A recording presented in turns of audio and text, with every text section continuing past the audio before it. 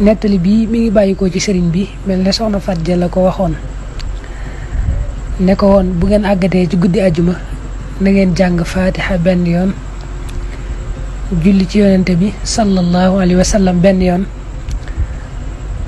jàng lixlaas ñeent fukki yoon julliwaat ci yonente bi benn yoon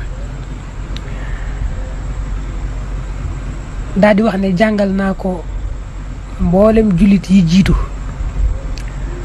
ak jullit yi fi nekk di dund ak ñi nar a juddu tey doon ay jullit ñooñu ñëpp nga koy yéene sëriñ bi ne loolu ku koy def boo taxawee bis penc kenn du la fa mën a téye ci xàq sëriñ Alaaji sax ni mu ko indee ci téeréem jataayu texe ne sëriñ bi daa waxoon ne ku ciy def loolu ba dem yowmal xiyaam kat loo mënoon a séq ak doomi aadama bu la bëggee tëyeet sunu borom moo ko naa bàyyil kooku mu dem mbaa yàlla la ndax kooku kat